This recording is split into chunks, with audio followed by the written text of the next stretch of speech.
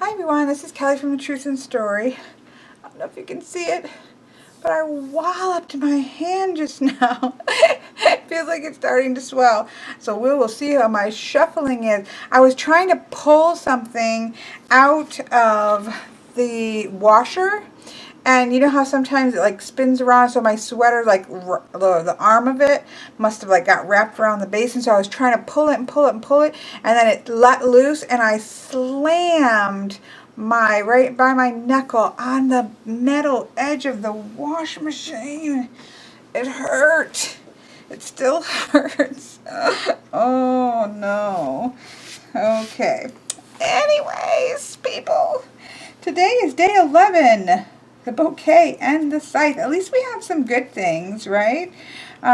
So we have something good, and that's happening with the bouquet at least. Now, a lot of people don't see the scythe as good. I don't particularly see it as, fantastic, but I do see there's something good coming from it.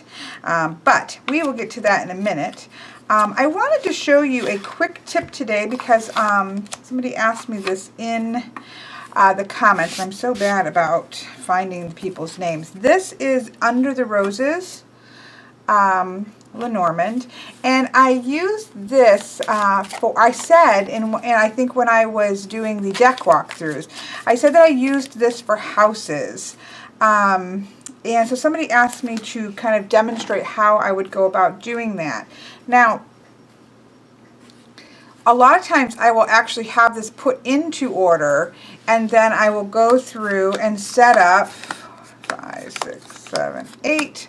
I will set up a whole grand tableau, but they would be in order, obviously, right? So I go ahead and set a whole thing out in order, 1 through 36, and then I would do my reading on top of it like this. This was really good when you're first learning the houses, because then you can see this should be the rider. So here we would obviously have the rider, all right, the clover. And so when you would go to lay out your things, you would very easily be able to see what house you were in with a small deck and this deck. And I believe you could also, let's just see, go grab it.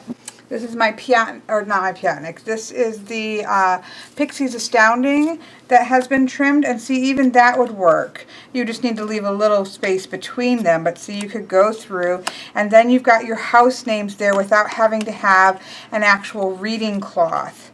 Now, we're not going to get a whole lot into houses. We will have some tips and things on houses, but that's, kind of moving it down, and this month is more along the lines of kind of keeping it somewhat beginner's level, so we're not going to go too far into houses. I don't use this very much anymore, because I already know the houses fairly well, and then when I need to kind of quick reference what house I'm in, oops, this is the wrong one, this one.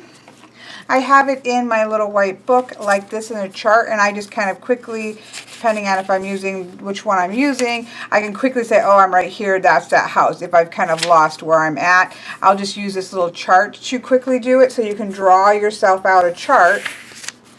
And that will be a good reference. Or when I was first beginning, I used this mini deck, and I used a file folder opened up, and I drew the houses onto the file folder, and it made a nice compact way of being able to have my houses, right? So that's another way, but a really good way is if you have 2 decks. And even if you have a deck that doesn't have titles on it, all you really need is 2 decks, right? Because you can still lay these out and lay another on top and just kind of, okay, what house is that in? You can even have 2 decks that are completely full size. So if you had 3 full size, put a 9 card out. You could do that out, obviously, the whole thing. And these are a little bit bigger, so I probably reverse them. But you can still go on and lay your things down and say, okay, well, sun is in the house of the snake, right? That was a little messy, but you do your reading, and then if you want to double check it, okay, well, garden is in the house of the house. So you can just use 2 decks of any kind to do this with. Obviously, as you are learning and beginning, it would be helpful to have a deck with the houses in it. So I could even use this one, you know, as my houses, and then put, you know, another deck over the top of it, and I have my houses nice and big. Mostly it was so that I could reference it to clients, as, you know, I would be doing I would, you know, have a picture of it and I could reference it, and they were able to see what I was talking about. But now I mostly do grand tableaus in a video reading, and so I just kind of talk through, oh, that's in the house of whatsoever, and just kind of talk it through. But it is a great way to do it when you don't have a reading cloth or you want to keep it small. So just take one of your decks, put it in order from 1 through 36, lay them out by the 8x4 or the 9x4 in order, 1, 2, 3, 4, 5, 6, 7, 8, 9, 10, 11, 12, 13, 14, 15, like that. And then use that as your houses. I would say if you are new and beginning this month to Lenormand, you're not messing around with the houses anyways. I would recommend getting pretty comfortable with the cards before moving into dealing with houses. So I'm not going to spend a lot of time on this. I just wanted to answer that quick question because, and this was the actual question that she had, was that what you can do, and I truthfully don't do this very often. When I do a 9 card, I pretty much just deal with the cards that I put down. If I really want to have houses reflected in a 9 card, I generally will lay a grand tableau and then just see where that 9 card is in the regular houses.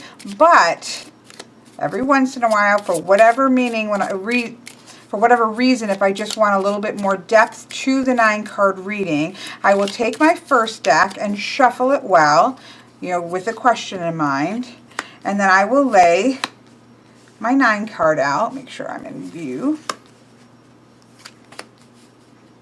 I don't know if I've said this yet, but I adore this deck. This is the vintage Lenormand that Miss Boho had sent me, and it took 3.5 months to 4 months to get to me. Well, it was well worth the wait.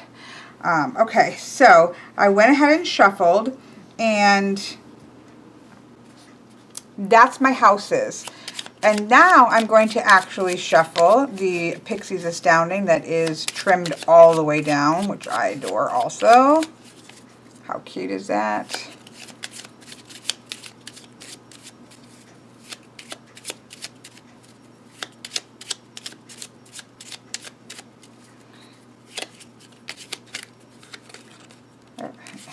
Gotta get used to its little mini size, right?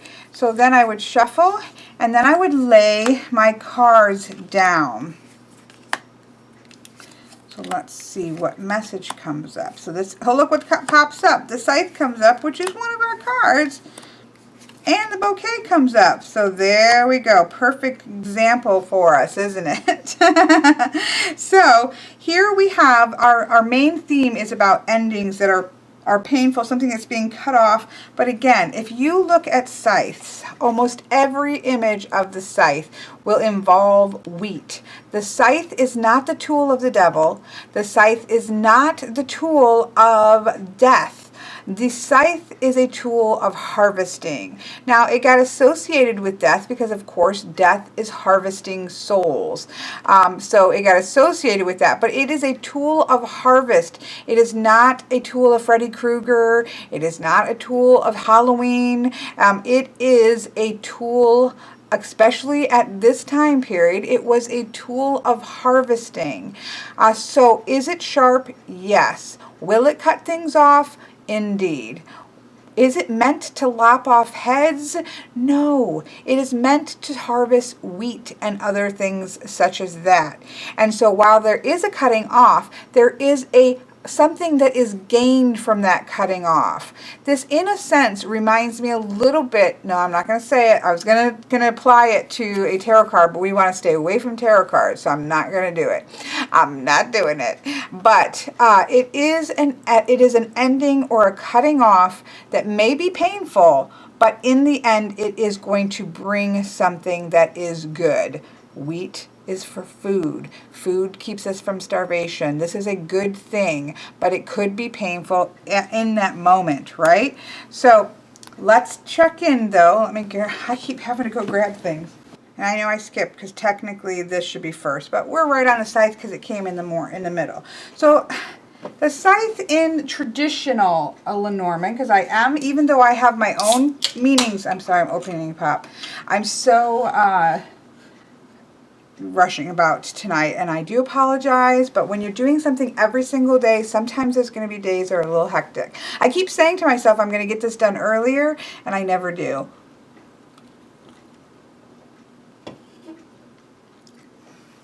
Okay, no, that's not on my reading table. It's on my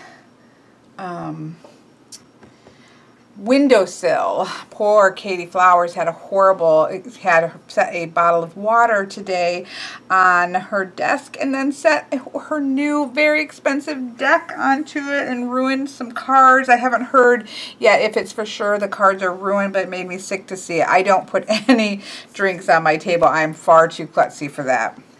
And Katie Flowers was not being klutzy. It just the condensation she missed. So sad. Let's all have a moment of silence. It really does actually make me nauseous. So I do, even though I have my own kind of things that have come about and changed a little bit on how I deal with cards, I still want to make sure that I am passing to you what the traditional meanings are. And this is a danger, aggression, and criminality card. I would like for somebody in the 1800s to come back and talk to me about why this particular would have been about criminality and danger or aggression. I don't understand it. On this card, we normally see a traditional scythe with its sharpened blade and handle. Depending on the deck, it can point left or right. This is a warning to be on guard. It is a sign that you are in danger of severe loss or injury. See, why is that? Do we not know how to pick up the scythe by its handle? I really don't. This is my thing. This is my argument, and I know this is purely a personal pet peeve. This is not a lesson, people. Don't listen to me in this pact right now. However, if you look at Lenormand makes sense. An anchor is an anchor. It anchors things. It is stability. It stabilizes things, right? It's to do with work because much of work had to do with shipping industries and shipping stuff this way and that way and people going this way. It makes sense what the anchor means. A letter is a letter. A snake is a snake. Right? I can understand that being dangerous because a snake is often warning you. A stork is about movement and change and traditionally brings babies. And I apologize for Isabel. A bouquet is a good thing because who doesn't like to get a bouquet of flowers? Right? These things all make sense to me for the most part. The scythe saying you're about to have imminent injury or severe loss or injury makes me question, did the people in the 19th century not know how to pick up scythes from the handle? This doesn't make a lot of sense to me. If the scythe is far away from the significator, the aggression is often directed towards their friends, but if it's or your associates. If it's close to you, it diminishes the effect of good cards that surround the significator. Now, the progressed meaning for this is that the card that follows the scythe normally represents what is under threat. So the pointy end, for the most part, points to what is in danger. And in this case, it is this man. He's in danger. And given the trajectory of the pointy end, he's in some serious danger. When the scythe strikes, it cuts away something, be it a relationship, your job, your home, etc., and the loss is unequivocal. If a person card precedes the scythe, that individual may appear very suddenly. However, it often describes that person as being overbearing, if not outright aggressive or intimidating. The scythe also stands for criminality. It can indicate an assault or crime that puts you in danger. Why? Was there a rash of murders by the use of a giant scythe in this time period? Somebody in the comments, please, who actually knows historically why the scythe has become to have this, I would like to know this. Let's see. The scythe is a symbol for all things sharp. A knife, a needle, a razor blade. It is also the card of weapons, including guns. Okay. Now, I am not discounting Mr. Andy's book because his book is based on the traditional meanings, and I agree, and I'm not arguing that this is a traditional meaning. I want somebody to explain why this would stand in for weapons or guns. If back in the whenever, because if we just got, know about this in the early 1800s, that means they were probably using something similar before this when they were looking at things and seeing coffee grounds. Why would a scythe be associated with a weapon? Why wouldn't it be a sword? Why wouldn't we just have a sword? That is a weapon. That would be associated with guns and weapons and killing things and danger and all these other kinds of things. Why wouldn't they use a sword? There were swords in those days. They were the popular weapon in those days. So why wouldn't it be a sword? It's not a sword. It's a scythe. And furthermore, the card actually has wheat sheaves on it. So I'm not buying it. I am not buying that the original person who ever first decided to put the scythe into this deck, it thought for the scythe to be having to do with a weapon, danger, or criminality, because I'm just not buying it. Look at, see the scythe? What's it done? What has this wicked scythe done? It has chopped down wheat. Oh my goodness, there are people in the city, in the village, who are not going to starve because this scythe chopped down wheat. What about, well, we see this one because it's right there.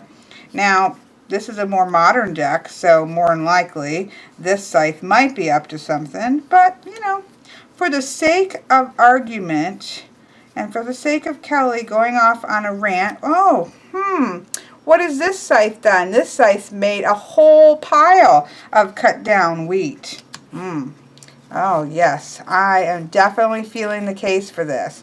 Let's see. Here's a sickle. What? Oh my goodness, this one is harvesting a flower. A gorgeous rose. Shoo. Definitely got to stay away from those scythes. Okay, one more that I have at my disposal because I'm not getting up to get another one. It's a lady in a statue with a scythe, and what has she done? Has she caused mayhem? Has she chopped somebody's heads off? Has she gone to the village square, killing all of the leaders of the town? No. What's she got? She got wheat sheaths. Tell me. Go ahead and explain it to me because I'm not buying it. So, I'm done because you're all going to be leaving nasty comments to me saying you don't follow traditions. I mostly do, but there are exceptions to that, and part of that is the scythe and the fox. But the scythe to me is about endings, cutting things off. It is very often painful. I sometimes use the point to the painful part. The end of it is to like a poke in the butt, like a prod that says you better kind of pay attention. So I do look at the scythe as being a cutting off or an ending of something, but it is some factor of it that is going to bring some kind of a harvest in. That can be a relationship that is ended that you may not be able to see it, but in the end it might be a good thing that that relationship is ended. It may be a job that is going to end that you don't understand it, but you may be about to get a lot better of a job, and or that job was causing you a ton of stress that was impacting your health, and it was better for you to lose that job. There are silver linings to endings, not all the time, but there are very often, and very often in the midst of our loss of whatever that is, we can't see it yet, but that doesn't mean it's not there. So for me, the scythe indicates that in some way, this cutting off, painful or otherwise, is going to reap a harvest. So I'm done with the scythe. I know that was very long rant about it, but it's important to me. But for all of you people out there who are beginners, who are coming to actually learn something, you have a choice to do with it what you will. That is my explanation of the scythe. The scythe traditionally, and how you can use this in your readings, is a very painful cutting off, and it's a warning of danger. So there you go. Those are the two ways that you can use it. The bouquet, we don't really have to argue about, do we now? The bouquet is a good thing. This is a positive thing. Let's look at our keywords. Because I know this is the keywords that you have with you. So the scythe is cut off, painful, warning, danger. Okay, we already talked about that warning card that follows. So generally, wherever the point is, that's what's going to get cut off. That's where the problem is. So we discussed that and my feelings about it. The bouquet is good fortune, invitation, it's big luck, it's happiness. It's the clover card, but in bigger form. The clover card is little luck, little happiness, small things that are happening. The bouquet is big things that are happening, great happiness, an invitation to marriage, an invitation to go to the White House and meet the president if that's somebody that you want to meet and that's a happy thing for you. This is a big, happy, joyous thing, okay? So, no arguments there. I'm in agreement with with that. I really can't think of any. But see, they don't have the bouquet going in and walloping people on the head and causing murder and mayhem. Somebody could take that vase, and I bet you there's been quite a few people killed with vases bashed over the heads, but that doesn't get put into the cards now. So, okay, we're going to stop. So now, let's go back to our example here. So here we have a 9 card in which we placed houses. This has got a double ending, doesn't it? We have an end and an end. So we're talking about something is getting ready to end. It's going to be a good thing, but because we have the coffin underneath it, that kind of magnifies this. This is an ending. This whatever's going to be over is going to be over. And what is it? It's the anchor card. So for me, that's the work card. So I would say somebody's job is getting ready to end. This is not a good thing. The snake is under it. So you can say, again, with the harvest, for me, with the harvest and the snake, I would say this is going to be a transformative experience, but that's the case of everything, I think. But because we have the harvest and the snake, we can also say that if you're reading this traditionally, that there was probably some deceit involved. There may be somebody who has exercised, backstabbing or has talked about you at work in some ways, undermined your position at work, and this is probably why you're going to lose it if you were to read that more traditionally. So that's how we would use a house, but look what we have. Even though this is happening, here we've got the clover and the stork. So this is about change and movement, right? Positive change, movement forward on the clover, in the house of the clover, which is happiness and luck. It's not great luck right yet because we're still in pain over this getting poked with the scythe and getting stuck in the coffin. But we have movement, positive movement, happy movement towards a new invitation. It's in the house of the tree, which is our sense of well-being. So again, look at this. Do we not love Lenormand for being so gracious as to giving me this wonderful example? So we have, this person has lost a job, but in the end, this job losing of their job is going to bring about an invitation to something else that is going to increase their well-being. We have happiness in the well-being and health card, right here. And that is going to lead to repeated. Now, this could be some disagreements here. This could also be the broom because we have positive cards here that is going to lift this meaning of this card up. And so we have that idea along possibly more to do with repetitiveness versus whippingness and disagreements. But it's in the house of the moon. Now, if I'm doing a job spread like this, the moon card for me personally is to do with a secondary business, a business that your heart business, a business that you're putting a side business business, a business that you're building up. And so this may be an opportunity for this person to start to build the business that they have been wanting to build, which again, it also speaks to what I talked about, how maybe this ending is an opportune moment for them to do something else. Of course, this isn't for actual person, so this is just all in, but it gave us an excellent example to see how this might work with the Scythe and the Bouquet standing up, and how we could use houses. So in a nutshell, what the house is if you think about a room or even a building, how we behave, and I read this somewhere, I'm sure I read it in more than one place.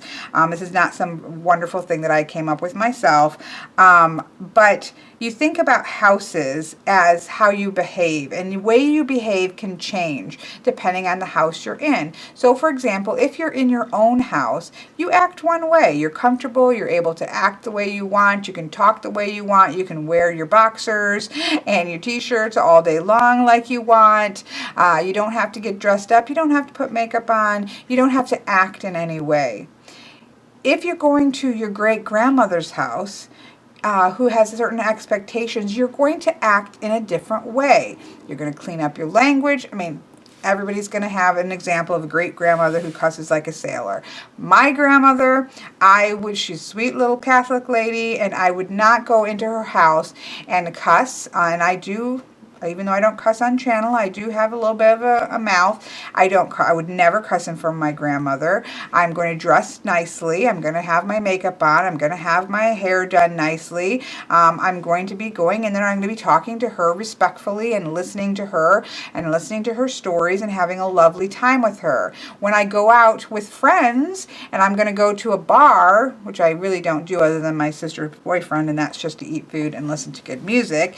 But if I was a going out kind of person, how am I going to go out with a bunch of friends and maybe have a couple drinks? I'm going to act differently there. So it's about spaces and how, but the primary card is always the card on the top, and this one simply colors it and gives us a little bit more information about this card. I will have a separate video directly on houses, to talk a little bit more about it. But it is almost like using a 2 card. Again, your first card stays primary, and this just explains something about it, gives us a little bit more depth. So if we have harmony here, we have harmony in the garden, so we have harmony of surrounding our friendships and our social groups and things such as that.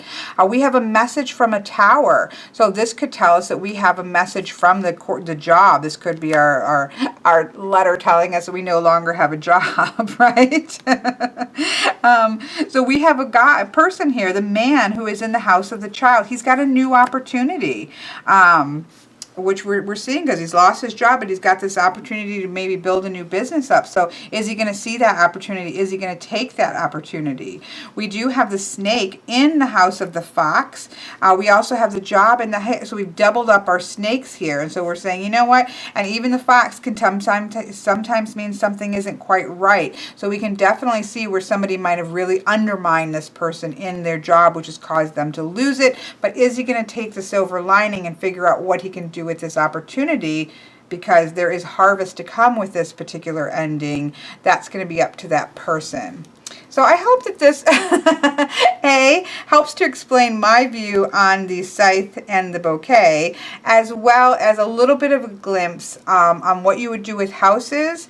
It is also a little glimpse of how you can use 2 decks to let you have a tableau reading table, and or to have randomized houses like this to give you more information. So that we have there. Now let's see what the question is. I can't remember my own questions because I think it was about silver linings, because that's what I think of with the Scythe, especially when you've got the Bouquet with the Scythe, because you have that idea of something is ending, but it's bringing about happiness, or it can be an ending of happiness, depending on what order I should have kept one of those out. Okay, let's go back and find.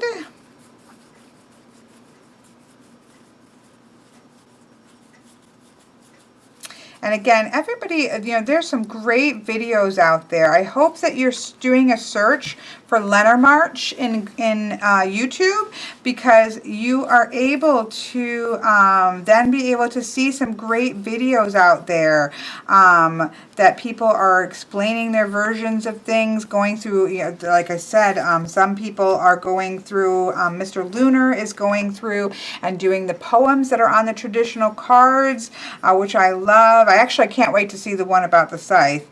Although I know, again, I'm not arguing that it's traditionally there. I'm just arguing that the intention probably wasn't originally there, that somehow it got twisted in an evil twist of fate. Where is my... What am I looking for now? Now I don't even know. Oh, I'm looking for my bouquet. I'm too busy off meandering to find, here we go, the bouquet. So this is what's interesting. Let's talk about, this two just in terms of each other. So if we look at the scythe, the thing that's over here is going to be ending. So that's not so good, is it? We've got happiness that is ending. That's not so great. If we're reading linearly, we could say to ourselves, okay, we have an ending. Well, what kind of ending? It's a happy ending.